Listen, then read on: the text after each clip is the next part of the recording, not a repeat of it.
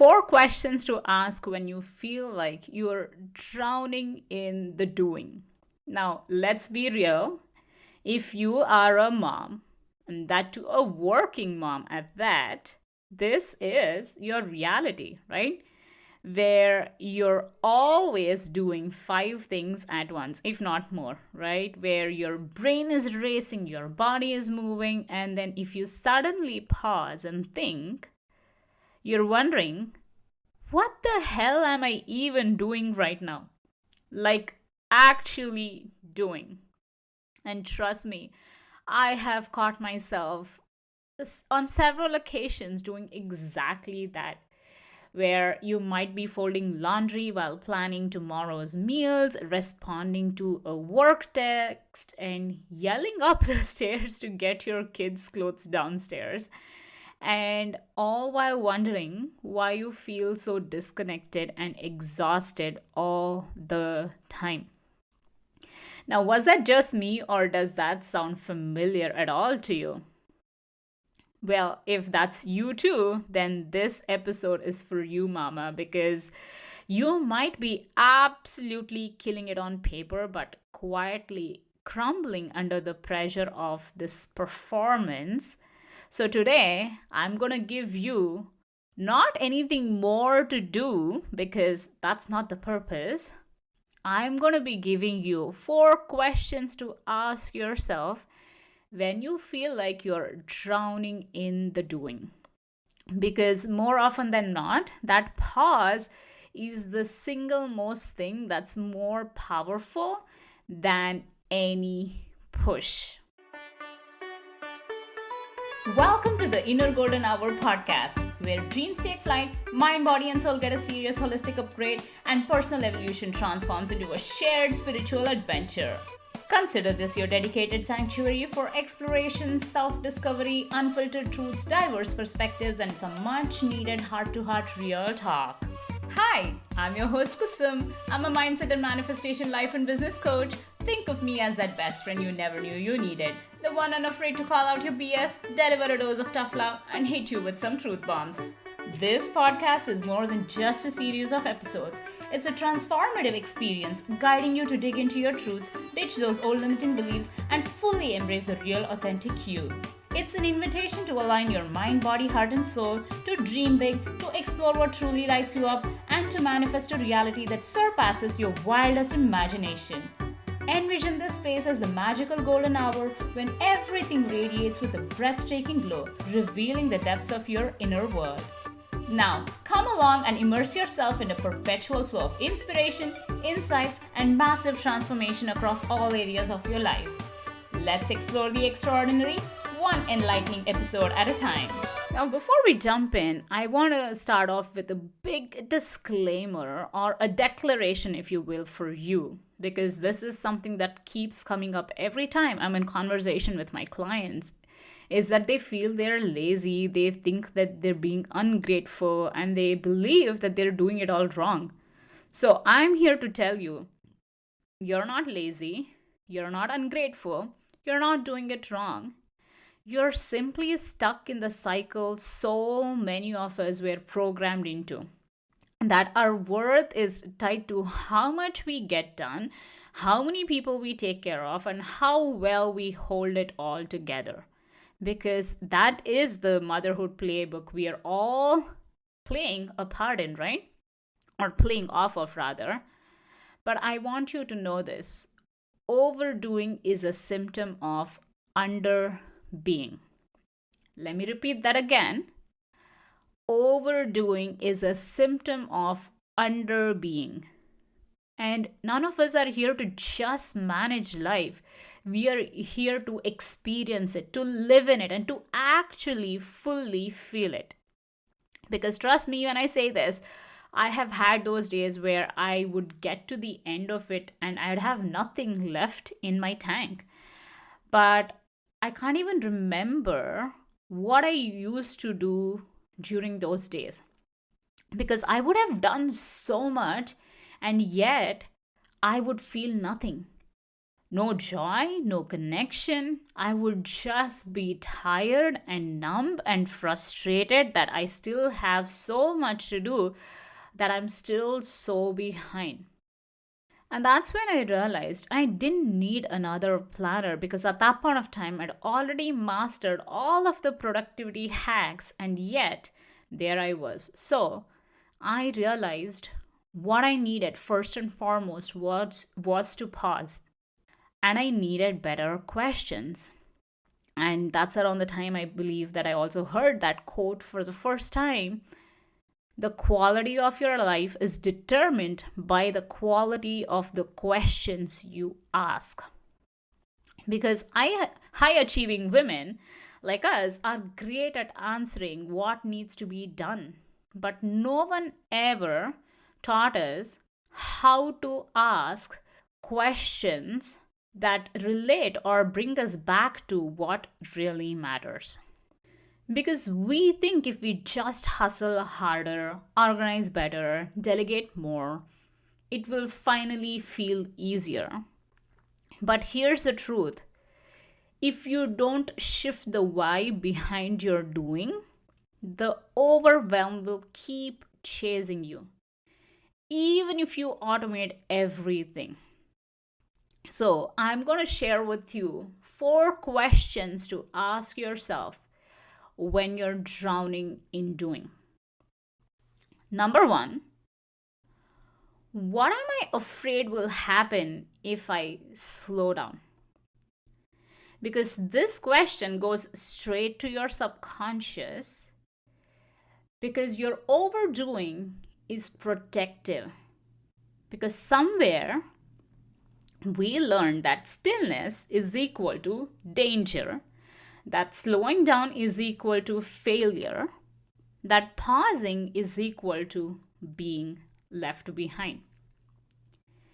And this isn't just a surface level fear, it is primal. It's how we've been conditioned over thousands of years, right? So it's tied to our identity, our worth, and our safety. So if you've ever been praised for being the strong one, the capable one, the one who handles it all, slowing down might feel like betrayal, or worse, even like exposure, right?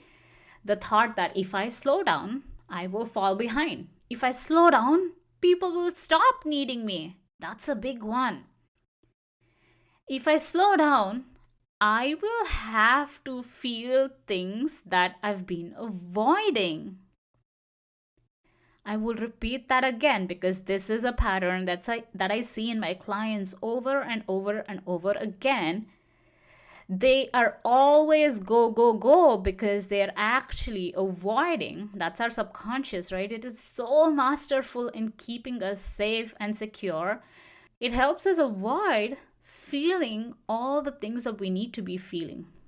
And here's what I want to tell you: that slow is not the opposite of success. If anything, it is step one, it's the doorway to sustainable success. So please let your nervous system breathe, because that's not laziness. If anything, that's leadership. So grab a pen and paper if you are not in front of your computer, right? And write this down. When I slow down, I fear, right? Write all of those things that come to your mind. What do you fear? What do you think is actually going to happen, right? And journal this out without overthinking.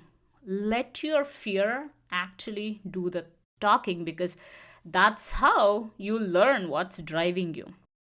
So get really present with what that fear is telling you. So that's number one. Number two, whose expectations am I trying to meet right now? Because I am going to, even if I don't even know who you are, I can say with full confidence that most of your to do list isn't even yours to begin with. It's inherited. It's either societal, cultural, and or generational. While you're out here trying to be a perfect mom, boss, wife, friend, woman based on the rules you never even agreed to. Have you ever thought of that before? Because most of what you're doing isn't even yours. Perhaps it's your mom's voice or your dad's voice, your boss's standards, your culture's definition of what a good woman or a good mom is. And you're playing this role so well that you've forgotten you're the one who gets to actually write the damn script. But the reason why the majority of moms and women don't write a new script for themselves is because they think, I don't want to be seen as selfish. They think I'm lazy if I don't over deliver. If I don't do it all, I'll disappoint everyone. Right? So, living for other people's approval is a guaranteed way to lose your joy and your peace of mind. You don't need to meet their expectations. If nobody else ever told you this, I'm going to repeat that one more time for you.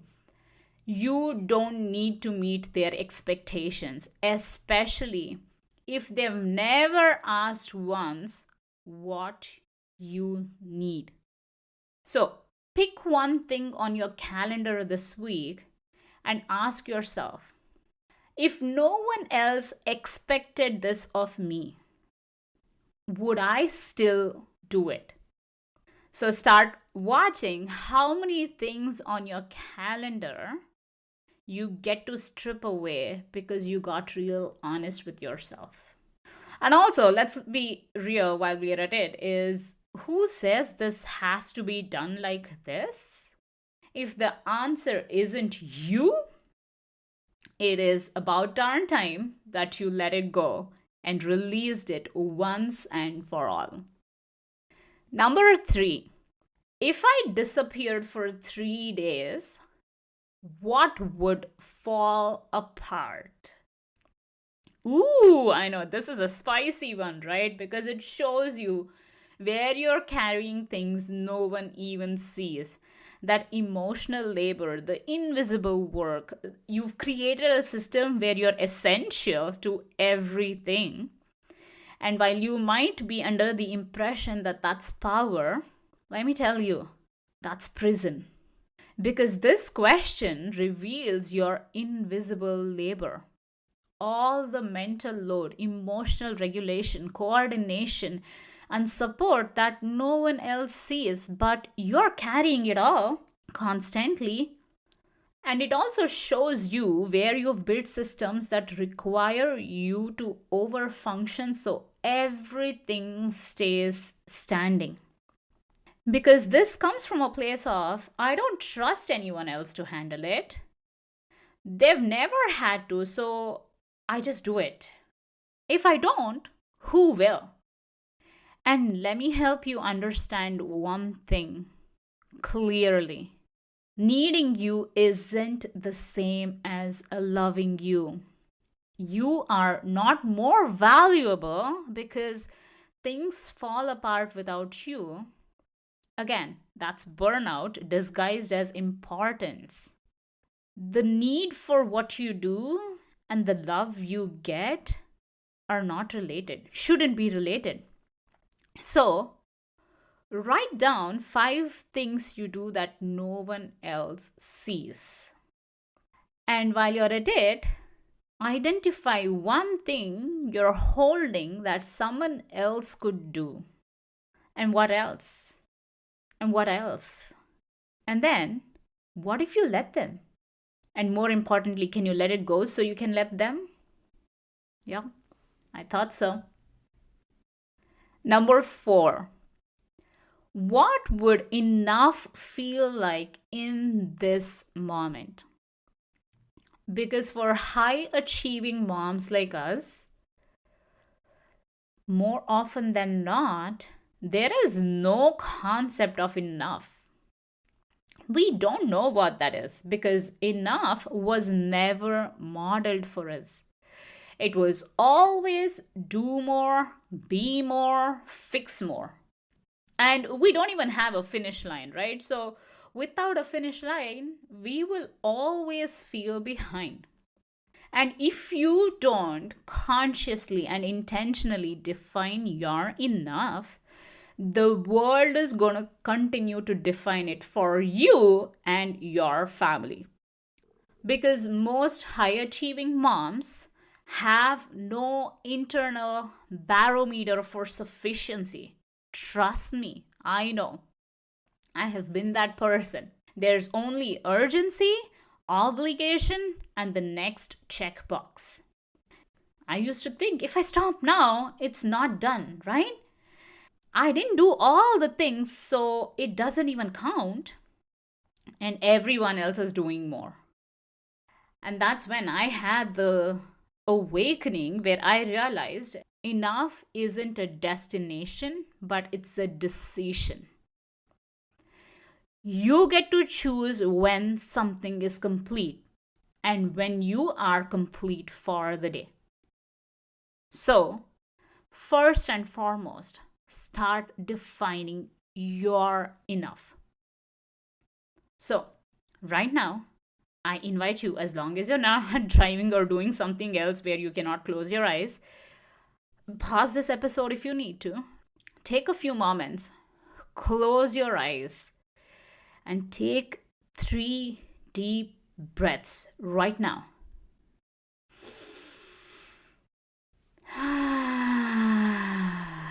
Exhale. One more.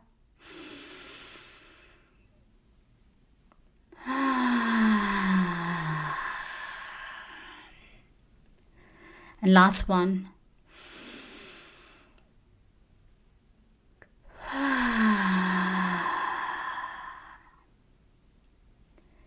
Now get present with your body and ask your body, not your brain, not your mind, what would enough feel like today? And what would feel like enough right now? Is that a walk, a pause, a real lunch? Perhaps you need to shut down your computer and just go binge Netflix for an hour, because trust me, that does help at times when you are overworking and overdoing. I'm not saying use that as a distraction, but sometimes you do need that. And trust the answer, whatever comes through, trust that and commit to honoring it and following through it. And let that be your win today. See, such simple but powerful questions, right? Which gets right to the heart of what matters. And that's why I say, I am not here to BS around. There's going to be no fluff. We get straight to the heart of the matter, because when you ask better questions, you get better answers. And when you pause long enough to hear them, you get to reconnect to your power, your own inner power. And that's where real change begins. It doesn't begin, you cannot find it in the hustle, and you can only find it in the honesty. So, these questions aren't just a cute journaling prompt, they are here to interrupt your default patterns. They are how you start rewiring yourself for a life that just doesn't, excuse me. They are how you start rewiring yourself for a life that doesn't just look good, but actually feels like yours, which is the ultimate goal. So, if these questions have cracked something open in you today, fantastic. My job is done, right? But that's also just the beginning, because that means there's space now. And I want to help you fill that space with something that actually serves you. So, for right now, all I'm going to say is I am creating more and more valuable content for you all. speaking to what matters most. So stay tuned on this platform on all other platforms right now, because there I'm in a space of transition myself, and with any transition comes more opportunities, and that's exactly where I am at right now. So I would love to bring you all along with me for the ride, as long as this is your vibe. So stay tuned, and if you haven't signed up for my newsletter, sign up for it, because you will get to hear about many more transitions, transformations, and your opportunities to soak it all in. With that, have a great day, and I will see you back here real soon. Thank you for joining me on another episode of this podcast. I appreciate your time, your presence, your commitment, and your willingness to embark on this journey of self discovery, transformation, and manifestation. If anything you heard today resonated with you, sparked new insights, or brought about aha moments, I'd love to hear all about them. So please share your thoughts by tagging me on social media. On that note, align your mind, body, heart, and soul with your deepest desires for limitless possibilities. Remember, every step you take, every action you choose, ripples through the universe, shaping the reality you wish to experience. Until next time, keep basking in the brilliance of your inner golden hour and keep manifesting miracles.